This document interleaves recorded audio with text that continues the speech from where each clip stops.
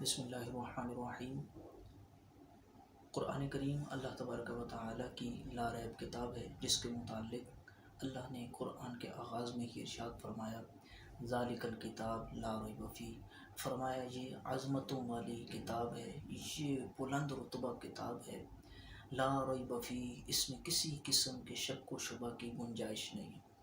اور جو اس میں شک کرنے والا ہے، جو اس کا انکار کرنے والا ہے، اس کے بارے میں قرآن کا کھلا چیلنج ہے، اور یہ آج کا نہیں بلکہ 1400 سال پہلے کا چیلنج ہے، اور نہ تو اسے کوئی پہلے پورا کر پایا اور نہ تا صبح قیامت تک کوئی پورا کر سکتا ہے۔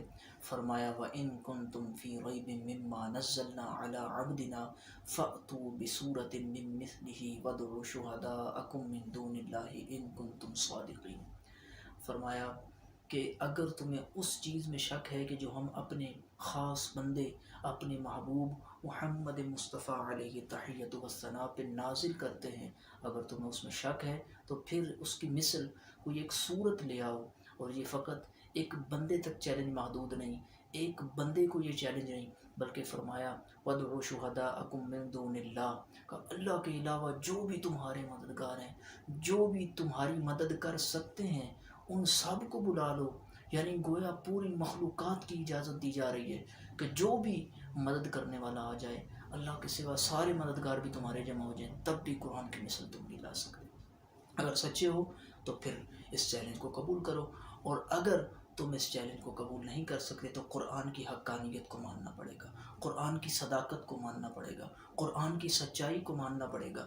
اور قرآن اپنی حقانیت، اپنی صداقت، اپنی سچائی پہ خود اپنے اندر دلائل لیے ہوئے ہے۔ قرآن کا اسلوب کلام، قرآن کا جو انداز ہے فصاحت و بلاغت کا، قرآن کریم کے اندر جو تاثیر اللہ تبارک و تعالیٰ نے رکھی ہے، قرآن کریم کے اندر جو غیب کی خبریں ہیں، قرآن کریم کی ایک ایک آیت اور ایک ایک کلمے کے اندر جو سینکڑوں اور ہزاروں بلکہ اس سے بھی زیادہ مفاہیم و مطالب اللہ تبارک و تعالیٰ نے رکھے ہیں، یہ تمام خصوصیات قرآن کو معجز بناتی ہیں، یہ قرآن کے اعجاز پہ دلالت کرتی ہے۔ تو کوئی بھی ایسا کلام نہیں لا سکتا کہ جو مفاہیم و مطالب کے اعتبار سے، فصاحت و بلاغت کے اعتبار سے، اور پھر جو قرآن کے اندر تاثیر ہے اس تاثیر کے اعتبار سے، غیب کی خبروں کے اعتبار سے، اور اس کے علاوہ جو قرآن کے اندر خصوصیات ہیں، کوئی بھی ایسا کلام نہیں لا سکتا کہ جو ان تمام خصوصیات کو اپنے اندر لیے ہوئے ہو۔ تو پھر ماننا پڑے گا کہ جب بندہ ایسا کلام نہیں لا سکتا اور پوری مخلوقات بھی جمع ہو جائیں تو وہ ایسا کلام نہیں لا سکتے، تو اگر یہ مخلوق کا کلام ہوتا کوئی تو اس کی مثل لے آتا۔ ماننا پڑے گا کہ یہ مخلوق کا کلام نہیں بلکہ خالق کائنات کا کلام ہے۔ اسی لیے کئی کفار نے جب قرآن کو سنا، قرآن کو پڑھا، قرآن کو سمجھا، تو اگرچہ وہ ایمان نہیں لائے لیکن وہ بول اٹھے کہ قرآن جس انداز سے بات کرتا ہے، قرآن جس اسلوب پہ کلام کرتا ہے، اور قرآن کے اندر جو مفاہیم و مطالب جس انداز سے بیان کیے جاتے ہیں، جو فصاحت و بلاغت کا لیول قرآن کا ہے، یہ ساری چیزیں دیکھ کے بڑے بڑے فصحاء جو اگرچہ کافر تھے لیکن بول اٹھے کہ قرآن کی مثل لانے پر کوئی قادر بھی نہیں، اور دوسری بات یہ کہ قرآن مخلوق کا لکھا ہوا کلام بھی نہیں ہو سکتا۔ یہ چیزیں تاریخ کے اندر موجود ہیں، ان کو جھٹلایا نہیں جا سکتا۔ لیکن بعض لوگ یہ سمجھتے ہیں کہ بس قرآن کے جیسے الفاظ لے آئیں، ہم قافیہ یا ہم وزن الفاظ لے آئیں تو بس وہ سمجھتے ہیں کہ ہم نے قرآن کی مثل لایا۔ ایسا نہیں ہے، بلکہ قرآن کی مثلیت کا دعویٰ تب درست ہوگا جب کہ جو چیزیں چند میں نے آپ کے سامنے عرض کی ہیں، ان تمام چیزوں کے اندر وہ کلام قرآن کی مثل ہو، جبکہ ایسا نہیں ہو سکتا۔ اور پھر یہاں پہ ایک چیز میں عرض کرتا چلوں کہ پہلے بھی کئی لوگوں نے یہ دعوے کیے کہ ہم قرآن کی مثل لے آئیں گے لیکن کوئی نہیں لا سکا، اور تا قیامت کوئی نہیں لا سکتا۔ آج بھی کچھ ایسے بالکل کم عقل قسم کے، کم فہم قسم کے لوگ ہیں کہ جو سمجھتے ہیں کہ ہم بھی قرآن کی مثل لا سکتے ہیں۔ ابھی کچھ دن قبل میرے ایک دوست نے ایک سکرین شاٹ بھیجا جس کے اندر ایک صورت بنائی گئی اپنے طور پہ، اور گویا یہ دعویٰ کیا گیا کہ ہم نے بھی قرآن کی مثل لایا، ہم قرآن کی مثل لانے پہ کامیاب ہو گئے۔ اور سورۃ العصر جو قرآن کی صورت ہے جس کے اندر کئی مفاہیم و مطالب اور ایک سبق آموز باتیں بیان کی گئی ہیں، اور اس ایک چھوٹی سی صورت کے مفاہیم کو بیان کرنے کے لیے پوری پوری کتابیں لکھی گئی ہیں۔ فرمایا والعصر ان الانسان لفی خسر، فرمایا کہ زمانے کی قسم۔ اب اس زمانے سے کون سا زمانہ مراد ہے؟ یا زمانے سے یہاں پہ آیا حقیقتاً زمانہ مراد ہے، یا پھر کچھ اور یہاں پہ مفہوم نکلتا ہے؟ اس کے اعتبار سے یہاں پہ طویل کلام موجود ہے۔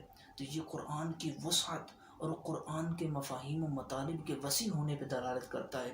تو کہنے کا مقصد یہ ہے کہ ایک چھوٹی سی صورت، اس میں ایک چھوٹی سی آیت ہو، اس کے اتنے وسیع مفہوم اللہ تبارک و تعالی نے اس میں رکھے ہیں۔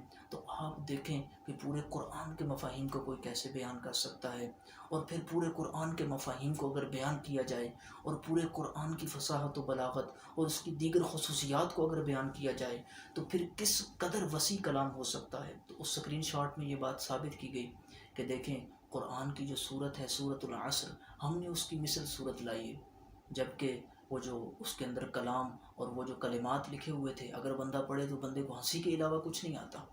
مطلب ایسی انہوں نے وہ مزہ کا خیز جو ہے وہ جملے لائے اور وہ کلمات لائے، اور دعویٰ یہ کیا کہ ہم قرآن کی مثل لا رہے ہیں۔ نقل کفر کفر نہ باشد۔ اب قرآن تو کہتا ہے والعصر، زمانے کی قسم، جس کے ایک ایک کلمے کے اوپر اور اس ایک العصر کے اوپر پوری پوری کتابیں موجود ہیں، لیکن وہاں پہ وہ کہتے ہیں سائنس کی قسم۔ تو میں نے کہا بھائی کون سی سائنس کی آپ بات کر رہے ہیں؟ اگر تو یہ سائنس آپ کی وہ ہے کہ جو آپ کے ٹیکنالوجی، جیسے کہ آگے کے جو جملے ہیں اس سے یہ ٹیکنالوجی کی بات ہو رہی ہے، تو اگر ٹیکنالوجی مراد ہے تو پھر میرے بھائی آپ کے کئی سائنٹسٹ ایسے ہیں جس وقت اتنی ٹیکنالوجی نہیں تھی اور یہ ایجادات نہیں تھی، تو کیا آپ کی قسم تو ان کا بھی احاطہ نہیں کر رہی؟ جبکہ قرآن کا اسلوب اتنا وسیع ہے کہ وہ سب کو محیط کا زمانے کی قسم۔ اور پھر دوسری بات، اگر آپ کہیں کہ سائنس سے مراد ہماری تدبر تفکر ہے، تو بھائی میرے تفکر اور تدبر جس انداز سے قرآن نے ہمیں دعوت دی، فَاعْتَبِرُوا يَا أُولِي الْأَبْصَارِ، ایک نہیں متعدد آیتیں ایسی ہیں کہ جس کے اندر اللہ تبارک و تعالی تدبر، تفکر، غور و فکر کی دعوت دے رہا ہے۔ اہل عقل کو باقاعدہ طور پہ اس چیز کے اوپر ابھارا جا رہا ہے کہ تم غور و فکر کرو، تم سوچو، غور و فکر کرو، سوچو۔ تو قرآن سے بڑھ کے کون غور و فکر کی دعوت دیتا ہے؟ اور پھر دوسری طرف آگے جو ہے نا وہ اس کے اوپر بالکل عجیب سا سیگا بنایا گیا بسلمان کر کے۔ تو بات یہ کہ آپ تو عربی گرامر کے اعتبار سے درست نہیں نکل رہے۔ اگر آپ یہ کہیں کہ انسان کے وزن پہ آپ لے کے آئے تو کم از کم کو عربی کا ورڈ لے کے آتے، اس کے مطابق آتا۔ تو بہرحال اس کے اوپر بھی کیا کلام کریں۔ پھر آگے اور بھی گرامر کے اعتبار سے اتنی غلطیاں، فصاحت و بلاغت کے اعتبار سے اتنی غلطیاں، پھر اسی طرح معنی اور مفہوم کے اعتبار سے عجیب عجیب جو ہے نا مزاحیہ باتیں ہیں گویا۔ تو یہ قرآن کی مثل کیسے ہو سکتا ہے؟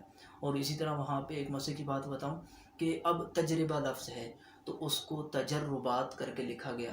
او بھائی میرے، جب آپ کو عربی کا اتنا بھی نہیں پتہ کہ تجربہ ہوتا ہے یا تجربہ ہوتا ہے، تو ظاہری بات ہے کہ جب اس طرح کے اردو دان وہ عربی بنانے کی کوشش کریں گے اور پھر معاذ اللہ قرآن کی مثلیت کے دعوے کریں گے، تو ان سے ایسی مزہ کا خیز گفتگو کے علاوہ اور ایسی مزاحیہ باتوں کے علاوہ کچھ بھی نہیں نکل سکتا۔